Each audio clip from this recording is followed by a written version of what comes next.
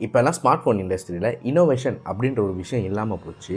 அதுக்கு ஒரு பெரிய உதாரணம் என்னன்னு பார்த்தீங்கன்னா, இந்த வருஷம் லான்ச் பண்ண Samsung Galaxy S25 அல்ட்ராவும் போன வருஷம் லான்ச் பண்ண S24 அல்ட்ராவும் கம்பேர் பண்ணும்போது இன்னோவேஷன் அப்படின்ற ஒன்று இல்லையோ அப்படின்னு எனக்கு தோணுச்சு.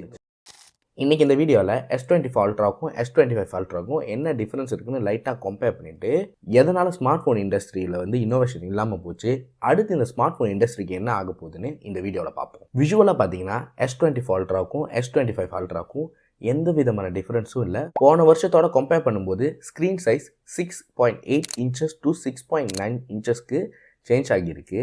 0.1 இன்ச்சஸ் அவ்வளோதான் ஸ்க்ரீன் சைஸை அதிகப்படுத்தியிருக்காங்க, வேறு ஒன்றும் கிடையாது. இன்டர்னல் வைஸும் பார்த்தீங்கன்னா சிப்செட்டை தான் மாற்றிருக்காங்க.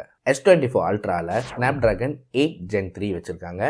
S25 அல்ட்ராவில் Snapdragon 8 Elite வச்சுருக்காங்க. இந்த சிப்செட் மாற்றினால உங்களுக்கு எவ்வளோ பெர்ஃபார்மன்ஸ் டிஃப்ரென்ஸ் தெரியும்னு பார்த்தீங்கன்னா, என்னோட கணக்குப்படி ஒரு 1-5% வரைக்கும் தான் உங்களுக்கு பெர்ஃபார்மன்ஸ் டிஃப்ரென்ஸ் தெரியும். அதை கூட பல பேர் நீங்கள் நோட்டீஸ் பண்ண போகிறதே இல்லை. 2017 2018 வரைக்கும் ஏதாச்சும் ஒரு ஃபோன் லான்ச் பண்ணாங்கன்னா அதை பற்றி நான் தெரிஞ்சுக்க ரொம்பவே ட்ரை பண்ணுவேன். அதில் என்ன டெக்னாலஜி, என்ன சிப்பு, அந்த சிப்பு எப்படி வேலை செய்யும், ரேம், இது எல்லாத்தையும் நான் தெரிஞ்சுக்க முயற்சி பண்ணுவேன். பட் இப்போ லான்ச் பண்ணுற எந்த ஃபோனையும் நான் அந்த அளவுக்கு ரொம்ப ஆர்வம் காட்டி ரீசர்ச் பண்ணுறதில்ல. இப்போ என்னென்ன ஃபோன் லான்ச் பண்ணுறாங்கன்றதுல நான் அந்த அளவுக்கு ஃபோக்கஸ் பண்ணுறதே இல்லை. காரணம் அதில் இன்னோவேஷன் இல்லை, அதனால எனக்கு அது மேலே ஆர்வமும் இல்லை.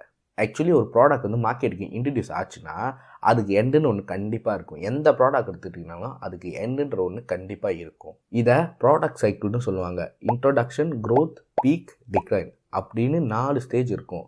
ஒரு ப்ராடக்ட் இந்த 4 ஸ்டேஜையும் கடந்து கடைசியாக டிக்ளைனில் நிற்கும். இந்த ஸ்மார்ட் ஃபோனும் இந்த 3 ஸ்டேஜஸை தாண்டி இப்போ டிக்ளைன் அப்படின்ற ஸ்டேஜுக்கு ஆல்மோஸ்ட் நின்றுச்சு. இது ஒன்றும் புதுசு கிடையாது. பட்டன் ஃபோன்ஸுக்கும் இதே நிலைமை வந்துச்சு. அந்த டைமை யூஸ் பண்ணி தான் ஸ்டீவ் ஜாப்ஸ் அவரோட ஐஃபோனை இண்டஸ்ட்ரிக்கு இன்ட்ரடியூஸ் பண்ணார். ஸ்மார்ட் ஃபோன் அப்படின்ற ஒன்று அந்த ஆப்பிள் ஈவெண்ட்டுக்கு அப்புறம் தான் இன்ட்ரடியூஸே ஆச்சு. அதே மாதிரி தான் இப்போ இருக்கிற பிராண்ட்ஸ் எல்லாம் சேர்ந்து ஏதாச்சும் ஒரு இன்னோவேஷன் பண்ணி இந்த ஸ்மார்ட் ஃபோன் இண்டஸ்ட்ரியை மறுபடியும் ரிகவர் பண்ணி வரணும். பட் இப்போ இருக்கிற பிராண்ட்ஸ் VR கிளாஸ் மேலே அவங்களோட ஃபோக்கஸை ஷிஃப்ட் பண்ணுறாங்க. காரணம் அதுதான் ஃப்யூச்சர் ஸ்மார்ட் ஃபோனாக இருக்க போகுதுன்னு அவங்க நினைக்கிறாங்க. அதனால தான் சடனாக ஆப்பிள் விஷன் ப்ரோவை லான்ச் பண்ணாங்க, கூகுள் ஆண்ட்ராய்ட் VR லான்ச் பண்ணாங்க. பட் எனக்கு தெரிஞ்சு பிராண்ட்ஸ் எல்லாம் ஃபோல்டபுள் ஃபோன்ஸ் மேலே கொஞ்சம் கவனம் செலுத்தலாம். ஏன்னா இப்போ நான் ஒரு யூடியூபர். ஸோ எடிட்டிங்கை தவிர்த்து மற்ற விஷயம் எல்லாமே ஸ்மார்ட் ஃபோனில் தான் செய்கிறேன். Video uploading, screen writing, thumbnail editing, இது எல்லாத்தையும் என்னோடய ஃபோனில் தான் செய்கிறேன். சம்டைம்ஸ் தம்ப்நெயில் எடிட் பண்ணும்போது ஸ்க்ரீன் சின்னதாக இருக்கிறதுனால மிஸ்டச் இந்த மாதிரியான மைனர் இஷ்யூஸை நான் ஃபேஸ் பண்ணிக்கிட்டு இருக்கேன். இதுவே என்கிட்ட ஒரு ஃபோல்டபுள் ஃபோன் இருந்தால் கண்டிப்பாக இன்னும் எஃபிஷியன்ஸாக என்னால் ஒர்க் பண்ண முடியும். பட் ரொம்ப லிமிட்டடான ஃபோல்டபுள் ஃபோன் தான் மார்க்கெட்டில் இருக்குது. ஸோ அதோட ப்ரைஸிங்கும் ரொம்பவே அதிகமாக இருக்குது. நிறைய பிராண்ட் இந்த ஃபோல்டபுள் இண்டஸ்ட்ரிக்குள்ளே வந்தால் தான் அஃபோர்டபுள் ப்ரைஸில் நமக்கு ஃபோல்டபுள் ஃபோன்ஸ் கிடைக்கும். ஸோ அவ்வளோதான் இந்த வீடியோ. இந்த வீடியோவில் நிறைய இன்ஃபர்மேஷன் உங்களுக்கு கிடச்சிருக்கும் நான் நம்புகிறேன். பட் நீங்கள் சொல்லுங்கள், ஃப்யூச்சர் ஸ்மார்ட் ஃபோனாக எது இருக்கும்? ஃபோல்டபுள் ஃபோன் இருக்குமா, VR கிளாஸ் இருக்குமா? ஸோ இதை கமெண்ட் பண்ணுங்கள், நான் பார்த்து படித்து தெரிஞ்சுக்கிறேன். ஸோ இன்னொரு வீடியோவில் பார்ப்போம். பாய்.